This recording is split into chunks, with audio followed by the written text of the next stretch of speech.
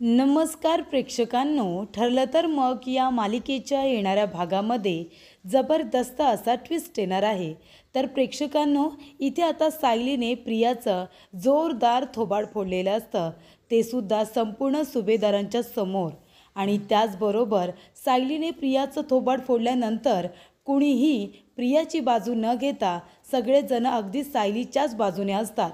कुणीही प्रियाला पाठीशी घालत नाही, कारण इथे प्रियाने कामच तसं केलेलं असतं. प्रेक्षकांनो, आपण आतापर्यंत बघितलं, प्रियाने इतकी कारस्थानं केली, पण सायलीने कधीच आपल्या स्वतःवरचा ताबा सुटू दिला नाही. प्रियाला तिच्या भाषेमध्ये उत्तर दिलं, पण कधी तिच्यावरती हात उगारला नाही, कधी तिने आपली पायरी सोडून वागली नाही. पण इथे आता सायलीने चंडिकेचं रूप धारण केलेलं असतं आणि प्रियाचं थोबाड फोडत तिला चांगले खडे बोलसुद्धा सुनावलेले असतात.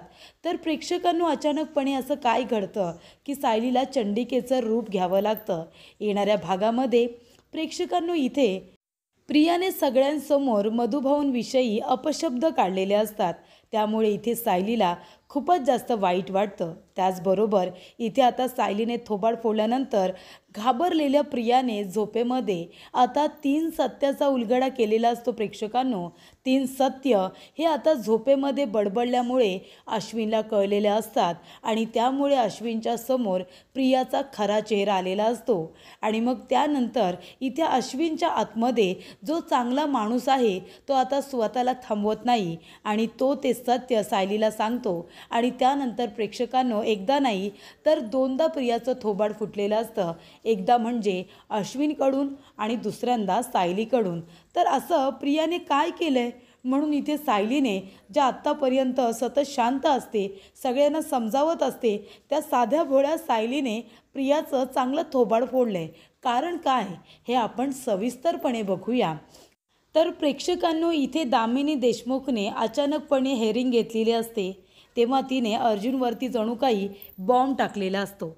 म्हणजे अर्जुनला माहिती आहे की त्यांची बाजू खोटी आहे, मी सत्याच्या बाजूने आहे. पण तरीसुद्धा कोर्टामध्ये जेव्हा आपण उभे राहतो आणि जेव्हा युक्तिवाद सुरू होतो, तेव्हा आपल्याला आपली बाजू ही आता किती खरी आहे हे सिद्ध करण्यासाठी कोर्टाला पुरावे द्यावे लागतात आणि ते ठोस पुरावे हवेत. म्हणजे आता वात्सल्य आश्रम मर्डर केस ही 2 वर्ष चालू असणारी केस आहे, खूपच जास्त कॉम्प्लिकेटेड केस.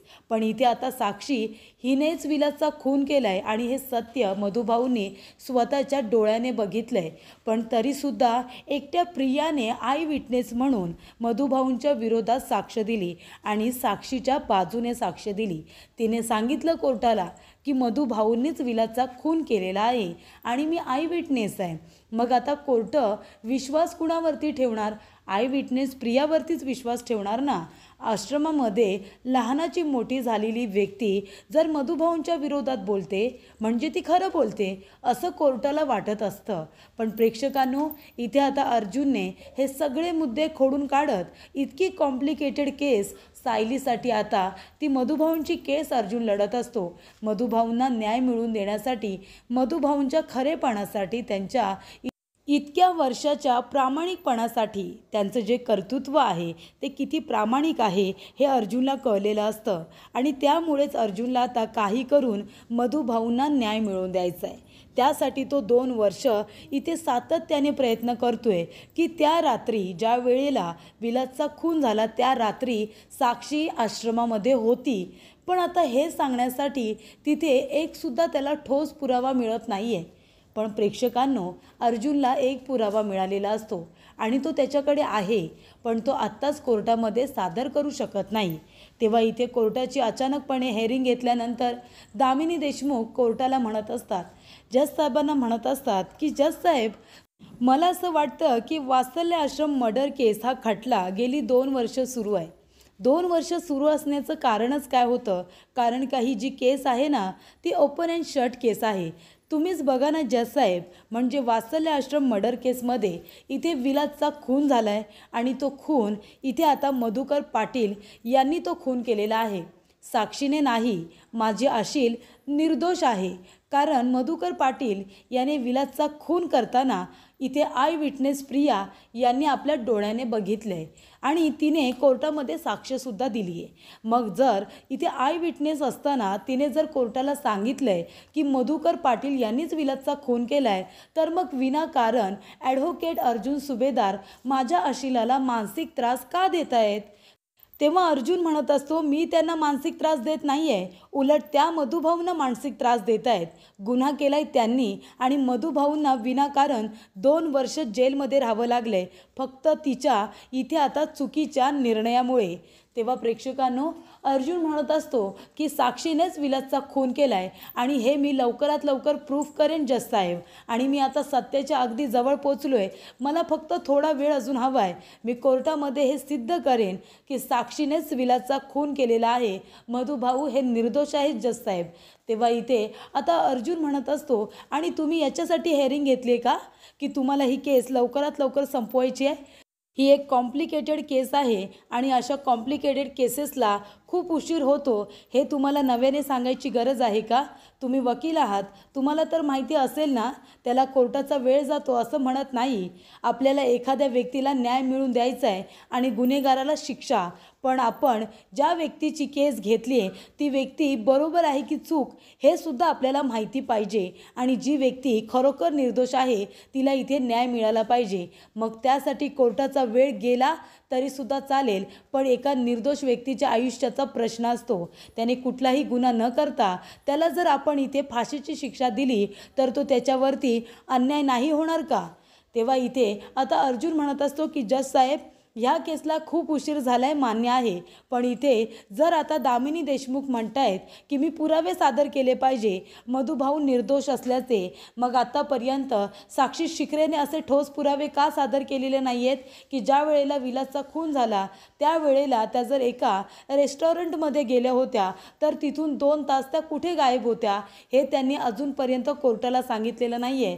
तेव्हा दामिनी म्हणत असते ती कुठेही गेली असेल, पण ती वात्सल्य आश्रमामध्ये नव्हती। ती आता हॉटेलमधून 2 तास कुठे गेली म्हणून ती वात्सल्य आश्रमामध्ये जाऊन तिने विलासचा खून केला असा त्याचा अर्थ होत नाही। तुम्ही जर ती आता पिस्तूल बघाल त्याच्यावरती कुणाचे फिंगरप्रिंट सापडले सांगा ना? मधुकर पाटलांचे सापडले ना, मग तुम्ही कशावरून म्हणता की तो खून साक्षीने केलाय म्हणून? फॉरेन्सिक रिपोर्ट तुम्ही बघा। अर्जुन सुभेदार, मी इथे कोर्टामध्ये साक्षी निर्दोष असल्याचे कितीतरी पुरावे सादर केलेत, मग तुमच्याकडे मी तुम्हाला विचारते, एक तरी ठोस पुरावा आहे का जो तुम्ही कोर्टामध्ये सादर करू शकता आणि मधुभाऊंना निर्दोष सिद्ध करू शकता? आहे तुमच्याकडे एक तरी पुरावा? असेल तर तो सादर करा आणि आत्ताच्या आत्ता ह्या केसचा निकाल लागू द्या। जज साहेब, अहो एखादा लहान मुलगा सुद्धा सांगेल या केसचा निकाल काय असणार आहे ते। तर प्रेक्षकांनो, मला असं वाटतंय की आपण आता या केसवरती जास्त कोर्टाचा वेळ वाया घालवायला नाही पाहिजे। मला असं वाटतंय जज साहेब, तुम्ही निकाल लगेचच जाहीर करा। माझ्या आशिलाला साक्षी शिकरेला विनाकारण इथे मेंटली खूपच जास्त त्रास होतोय, तिला तुम्ही निर्दोष सिद्ध करा, कारण तिला खूपच जास्त मानसिक त्रास होतोय जज साहेब। तेव्हा इथे जज साहेबांनी निकाल दिलेला असतो। जज साहेब म्हणत असतात की काही केसेसला उशीर होतो त्यासाठी कोर्टाचा वेळ वाया जातो असा त्याचा अर्थ होत नाही। त्याच्यामुळे दोन्ही पक्षांना पुरेसा वेळ दिला पाहिजे पुरावे सादर करण्यासाठी। त्याच्यामुळे आता जे काही दामिनी देशमुख म्हणाल्या ते सुद्धा योग्य आहे, म्हणून कोर्टाने एक निकाल आता जाहीर करायचं ठरवलंय, आणि ते म्हणजे की कोर्ट तुम्हाला आता 25 दिवस देणार आहे।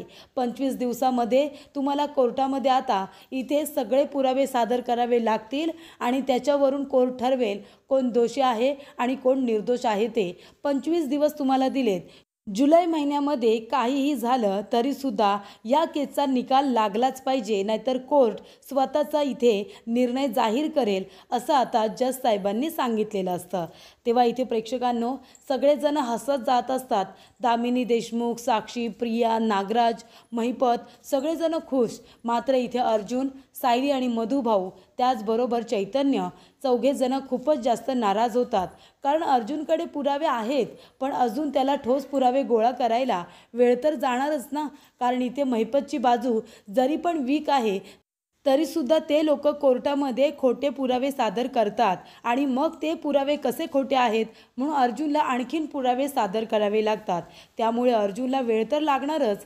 तर इथे प्रेक्षकांनो, आता अर्जुन टेन्शनमध्ये असतो, पण तो म्हणतो ठीक आहे, आपल्याला कोर्टाने जज साहेबांनी आपल्याला 25 दिवस दिलेत ना, ते आपल्यासाठी खूप आहेत. याच्यामध्ये आपण मधुभाऊंना निर्दोष सिद्ध करू शकतो. त्यानंतर प्रेक्षकांनो, इकडे आता अर्जुन मधुभाऊंना म्हणत असतो, तुम्हाला काळजी करायचं काही कारण नाही, मी आहे ना, मी तुम्हाला निर्दोष सिद्ध केल्याशिवाय स्वस्थ बसणार नाही, हा शब्द आहे माझा तुम्हाला. तेव्हा मधुभाऊ म्हणत असतात की जावई बापू, तुम्ही असताना मला कसलंही टेन्शन नाही, माझा तुमच्यावरती पूर्ण विश्वास आहे. दामिनी देशमुख मॅडम यांना जे काही करायचं आहे ते करू दे, पण मला माहिती आहे तुम्ही सत्याच्या बाजूने लढताय आणि सत्य उशिरा का होईना पण सगळ्यांच्या समोर आल्याशिवाय राहत नाही आणि तेच होणार आहे.